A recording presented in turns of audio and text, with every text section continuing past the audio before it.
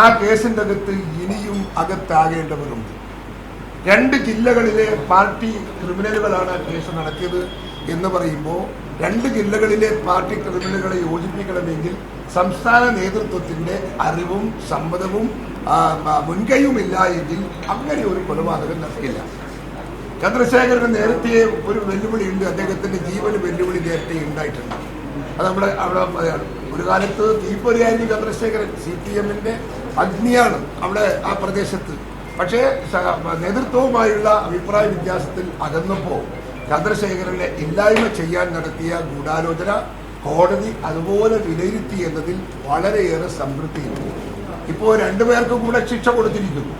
2 പേർക്ക് കൊടുത്തത് കൊണ്ട് മാത്രം ശിക്ഷ പൂർണ്ണമാവുന്നു എന്നെനിക്ക് തോന്നുന്നില്ല. ഒരു കാര്യം ഉറപ്പാണ്, അവിടെ ഇതിന് നേരത്തെ ഈ സംഭവത്തിന് നേരത്തെ പറഞ്ഞു കേട്ട സംഭവമാണ്. അവിടുത്തെ പ്രാദേശിക തലത്തിലെ പാർട്ടി പ്രവർത്തകന്മാരും നമ്മുടെ പാർട്ടി പ്രവർത്തകന്മാരും ഇവരുടെ ചന്ദ്രശേഖരനോടൊപ്പം നിൽക്കുന്ന പാർട്ടി പ്രവർത്തകന്മാരും അല്ലാത്തവരും ഒക്കെ പറഞ്ഞു കേട്ടതാണ്. അവിടെ ഒരു പിണറായി വിജയൻ, അദ്ദേഹം സംസ്ഥാന സെക്രട്ടറിയാണ്, അദ്ദേഹവുമായി ചന്ദ്രശേഖരൻ അഭിപ്രായ വ്യത്യാസത്തിലായിരുന്നു, ശക്തമായ അഭിപ്രായ വ്യത്യാസത്തിലായിരുന്നു. പിണറായി വിജയൻ കൊടുത്ത ഒരു നിർദ്ദേശം അദ്ദേഹം പ്രാവർത്തികമാക്കിയില്ല എന്നതിന്റെ പുറത്ത് ചന്ദ്രശേഖരനും അവരും തമ്മിൽ ഭയങ്കരമായ പടവിലിയായിരുന്നു. ഇതിന്റെ പിറകിൽ ഞാൻ നിങ്ങളോട് ചോദിക്കുന്നത്, ഇത് കോഴിക്കോട് ജില്ലയാണ്. കണ്ണൂർ ജില്ലയിൽ നിന്ന് കൊലയാളികൾ കോഴിക്കോട് ജില്ലയിൽ വരണമെങ്കിൽ സംസ്ഥാന നേതൃത്വം അറിയാതെ വരാൻ ഒരു സാഹചര്യമില്ലല്ലോ. സംസ്ഥാന നേതൃത്വത്തിന്റെ കൺസെന്റ് ഇല്ലാതെ CPM പോലത്തെ ഒരു പാർട്ടിയുടെ പ്രവർത്തകന്മാർ ജില്ല മാറി ഒരു അക്രമത്തിന് പോകാനും സാധ്യതയില്ല. അതുകൊണ്ട് തന്നെ പൂർണ്ണമായി വിശ്വസിക്കുന്നു ഈ കൊലപാതകത്തിന്റെ പിറകിൽ അവസാനത്തെ വാക്ക് അത് പിണറായി വിജയന്റേതാവാനാണ് സാധ്യത. തുടർന്ന് കോടതി അന്വേഷണവുമായി മുമ്പോട്ട് പോയാൽ ഈ കഥ അവിടെ എത്തുമെന്നാണ് നാട്ടിലെ മുഴുവൻ പാർട്ടി പ്രവർത്തകന്മാരും മനസ്സിൽ നോക്കിക്കാണുന്നത് എന്നതാണ് സത്യം. ഒരിക്കൽ ശിക്ഷിച്ചവരുടെ ശിക്ഷ ശരിവെച്ചെന്ന് മാത്രമല്ല 2 CPM നേതാക്കൾക്ക് കൂടി ഹൈക്കോടതി ശിക്ഷ വിധിച്ചു. A. കൃഷ്ണൻ, ജ്യോതി ബാബു എന്നീ CPM നേതാക്കൾ കൂടി കുറ്റക്കാരാണെന്നും കോടതി കണ്ടെത്തിയിരുന്നു. നേരത്തെ വിചാരണ കോടതി വിട്ടയച്ചവരാണ് ഇവർ.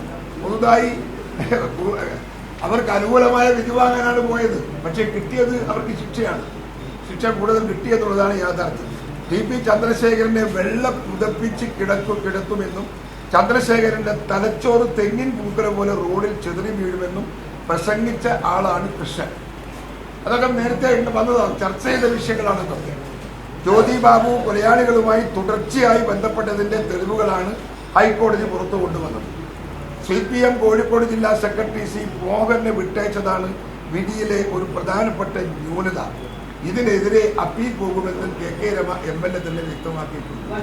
അതിനെ കോൺഗ്രസും പിന്താങ്ങും. കോഴിക്കോട്, കണ്ണൂർ എന്നീ 2 ജില്ലാ കമ്മിറ്റികൾ കൂടിയാലോചിച്ച് നടത്തിയ നിഷ്ഠൂരമായ കൊലപാതകമാണ്. അതുകൊണ്ട് ഉന്നത നേതൃത്വം അറിയാതെ ഇങ്ങനൊരു കൊലപാതകം അരങ്ങേറില്ല. TP ചന്ദ്രശേഖരൻ കുലംകുത്തിയാണെന്ന് പിണറായി വിജയനാണ് ആദ്യം വിശേഷിപ്പിച്ചത്.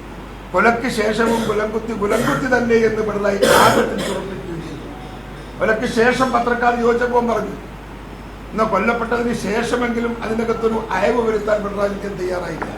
കുലംകുത്തി തന്നെ എന്ന് അദ്ദേഹത്തെ കൊന്നതിന് ശേഷവും പറയാനുള്ള ആർജവത്വം എന്ന് പറയുന്നത് ഒരു രാഷ്ട്രീയ ഗുണത്തിന്റെ ആർജവത്വമല്ല എന്നാണ് എന്റെ വിലയിരുത്തൽ.